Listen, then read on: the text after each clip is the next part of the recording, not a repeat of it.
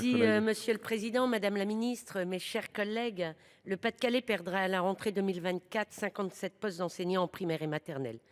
Il devait être 89, mais face à la mobilisation des élus, des parents d'élèves, des enseignants, votre gouvernement a dû reculer. Une véritable hémorragie puisque ce sont près de 300 classes en 3 ans qui ont été supprimées dans le département du Pas-de-Calais. Vous appuyez sur une baisse démographique de 2500 élèves dans le département, c'est-à-dire seulement 2 élèves en moins, par classe en moyenne. Pourtant, après la fermeture de 330 écoles et plusieurs jours de cours en distanciel dus aux inondations pour certains élèves, après la crise du Covid, les difficultés sociales et économiques qui en découlent, c'est un soutien, d'un investissement envers l'école de la République qui était attendu.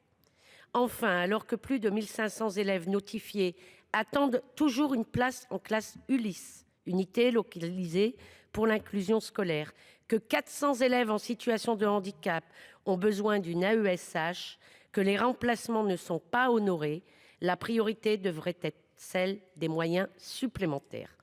Par ailleurs, comment prévoir des investissements quand les annonces se font à l'année? Les élus locaux investissent sans savoir si les classes seront maintenues. Comment comptez-vous tenir les engagements d'ambition exprimés par le Premier ministre sur le réarmement éducatif?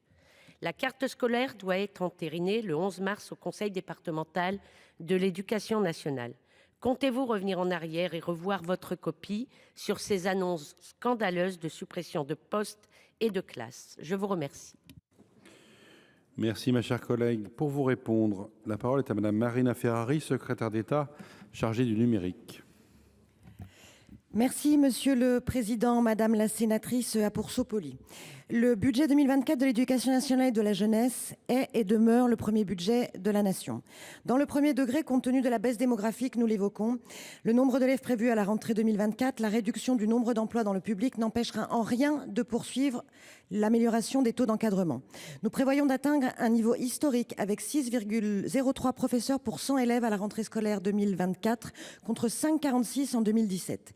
Exprimé en nombre d'élèves par classe, l'enseignement primaire, qui accueillait au niveau national 23,2 élèves par classe en moyenne en 2017, en accueillera 21,5 en 2023. Et ce chiffre devrait encore diminuer pour atteindre son plus bas niveau historique à la rentrée 2024.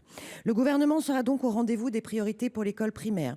Achèvement du dédoublement des grandes sections de maternelle en éducation prioritaire. Progression de la scolarisation en très petites sections des enfants de 2 ans dans les quartiers prioritaires de la politique de la ville. Création de nouvelles unités localisées pour l'inclusion scolaire et d'unités d'enseignement autisme. S'agissant de votre département, le Pas-de-Calais, dans un contexte de baisse démographique marquée, les taux d'encadrement se sont nettement améliorés et sont plus favorables que la moyenne nationale. Le nombre d'élèves par classe était de 20,1 à la rentrée 2023 et a nettement diminué par rapport à 2017 où il était de 22,6.